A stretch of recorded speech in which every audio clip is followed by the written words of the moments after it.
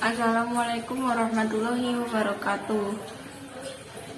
Di sini perkenalkan, di sini kami dari kelompok 11 yang beranggotakan Anggiani Listiawati dengan NIM 2131-31072 dan Tia Ayu Aisyah dengan NIM 2131311085. Di sini kami ingin mempresentasikan hasil diskusi kami tentang upaya peningkatan kualitas tumbuh kembang anak.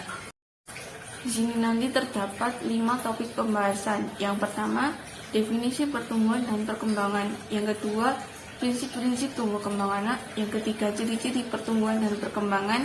Yang keempat, faktor utama yang mempengaruhi tumbuh kembang anak. Yang kelima, upaya peningkatan kualitas tumbuh kembang anak. Dan yang terakhir, gangguan pertumbuhan dan perkembangan anak. Yang pertama, definisi pertumbuhan dan perkembangan. Menurut Darmawan, pertumbuhan adalah bertambahnya ukuran dan jumlah sel serta jaringan interseluler, yang artinya bertambahnya ukuran fisik dan struktur tubuh sebagian atau keseluruhan sehingga dapat diukur dengan satu satuan panjang dan berat. Sedangkan perkembangan adalah bertambahnya struktur dari fungsi tubuh yang lebih kompleks dalam kemampuan fisik, motorik, bahasa, serta sosialisasi dan mandiri.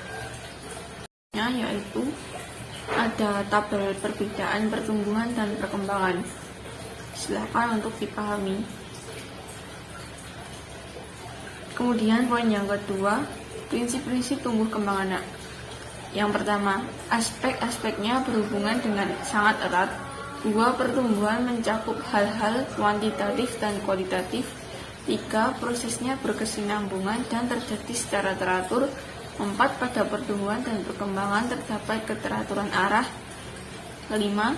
Tempo pertumbuhan setiap anak tidak sama. 6. Aspek-aspek berbeda dari pertumbuhan berkembang pada waktu dan kecepatan berbeda. 7. Kecepatan dan pola pertumbuhan dapat dimodifikasi oleh faktor intrinsik dan ekstrinsik. 8. Pada pertumbuhan dan perkembangan terdapat masa-masa krisis. 9. Pada suatu organisme kecenderungan mencapai potensi perkembangan yang maksimum. 10. Yang terakhir, setiap individu tumbuh dengan cara sendiri. Poin yang ketiga yaitu ciri-ciri pertumbuhan dan perkembangan. Yang pertama, ciri-ciri pertumbuhan. A. Perubahan ukuran. Perubahan yang terlihat pada pertumbuhan fisik dengan bertambahnya umur anak, terjadi pula penambahan berat badan, tingkar kepala, dan lain-lain. Yang B. Hilangnya ciri-ciri lama. Selama proses pertumbuhan terdapat hal yang terjadi perlahan-lahan seperti lepasnya gigi susu. C. Tumbuhnya ciri-ciri baru. Perubahan fisik selama pertumbuhan adalah seperti munculnya gigi tetap. Yang kedua yaitu ciri-ciri perkembangan. A. Perkembangan melibatkan perubahan. Perubahan terjadi bersama dengan pertumbuhan disertai dengan perubahan fungsi. B. Perkembangan awal menentukan pertumbuhan selanjutnya. Seseorang tidak akan bisa melewati satu tahap perkembangan sebelum ia melewati tahapan sebelumnya. C. Perkembangan mempunyai pola yang tetap. Perkembangan terjadi lebih dahulu di daerah kepala, kemudian menuju ke arah kaudal, lalu berkembang di daerah distal, seperti jari-jari yang mempunyai kemampuan dalam gerakan halus. D. Perkembangan memiliki tahap yang berurutan.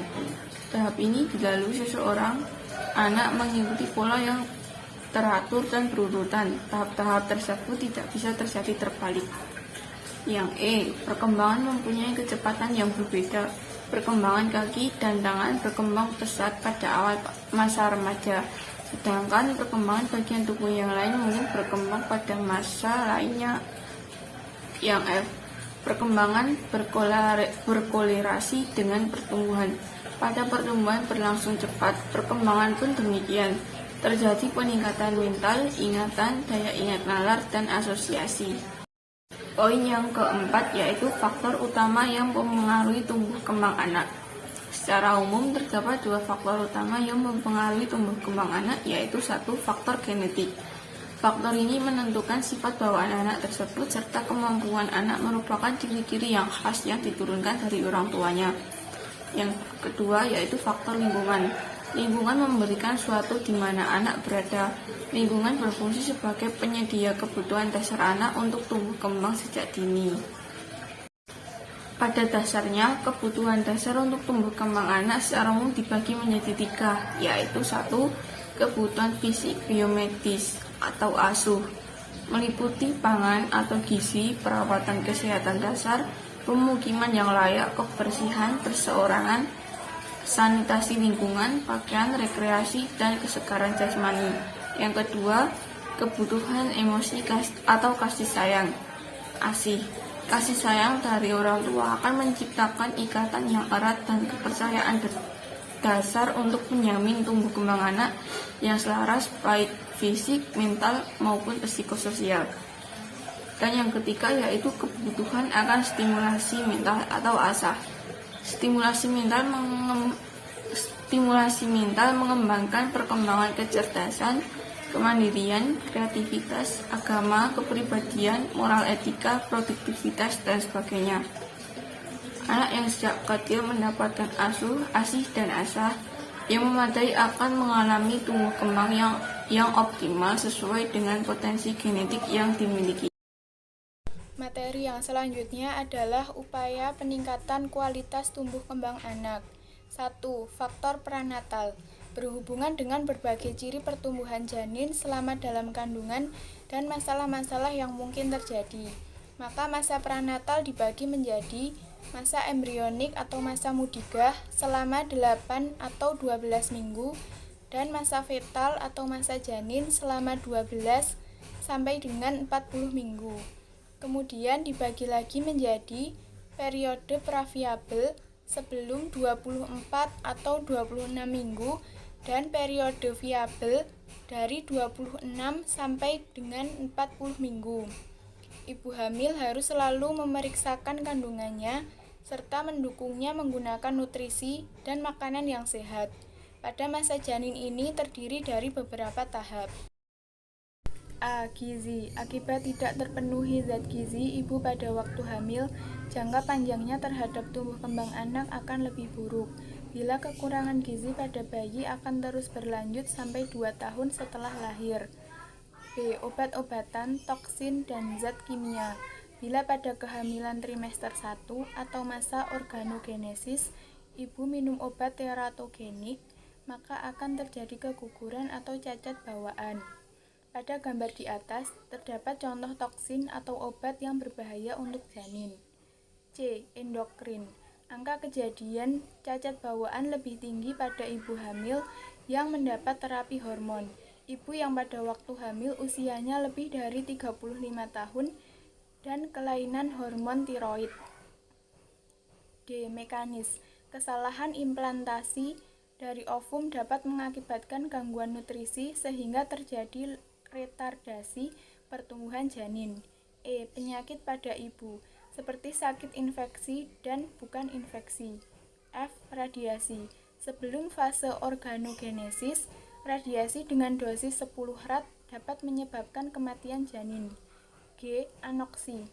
Menurunnya oksigenasi janin melalui gangguan pada plasenta dan tali pusat dapat mengakibatkan BBLR atau berat badan lahir rendah.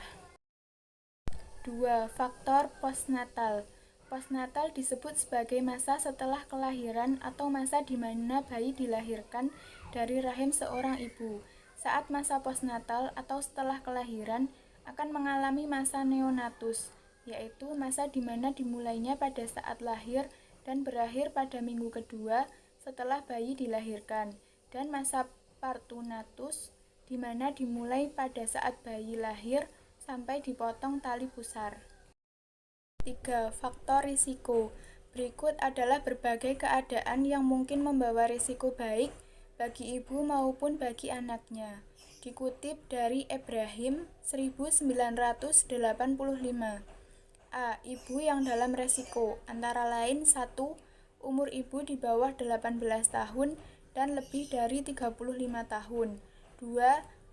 Tinggi ibu kurang dari 145 cm.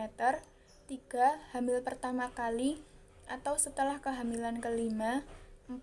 Berat badan sebelum hamil kurang dari 40 kg atau kenaikan pada waktu hamil kurang dari 7 kg.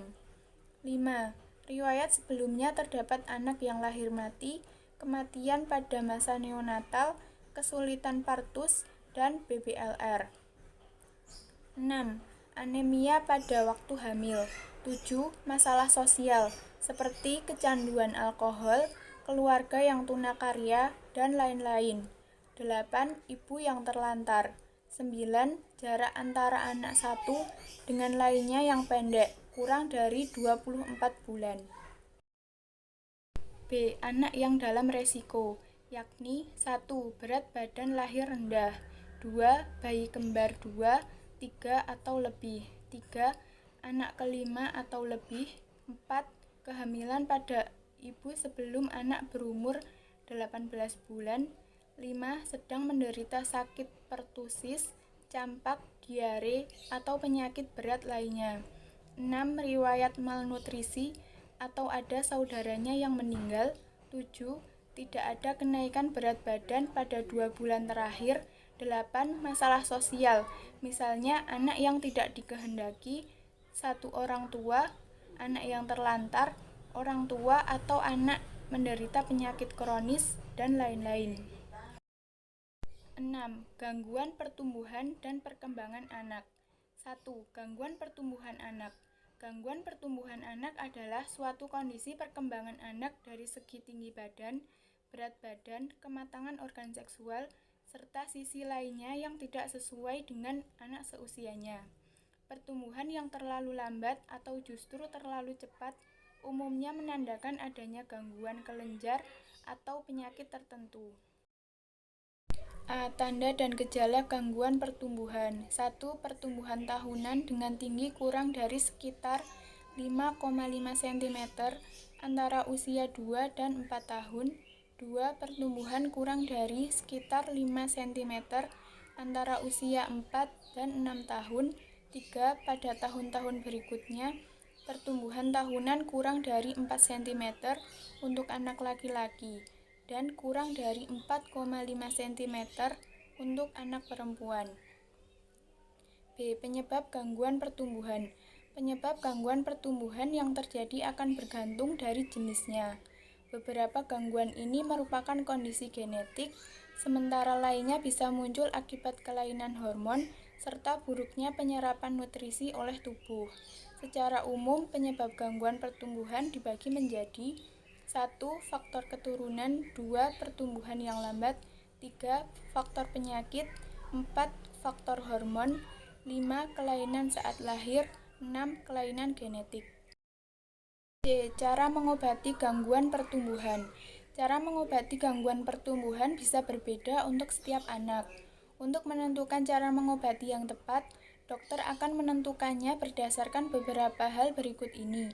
1. Status kesehatan dan riwayat kesehatan pasien saat ini. 2.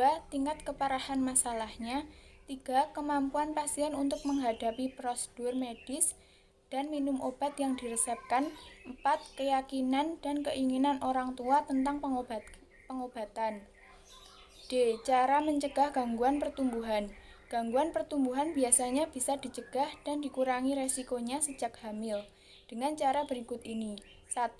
Berhenti merokok, mengonsumsi alkohol, dan obat-obatan terlarang. 2. Mencukupi gizi dengan cara mengonsumsi makanan sehat. 3. Rutin memeriksakan kondisi kandungan ke dokter. 4. Gangguan pertumbuhan tidak bisa dicegah. Hal ini biasanya karena gangguan pertumbuhan disebabkan oleh faktor keturunan. 2. Gangguan perkembangan anak.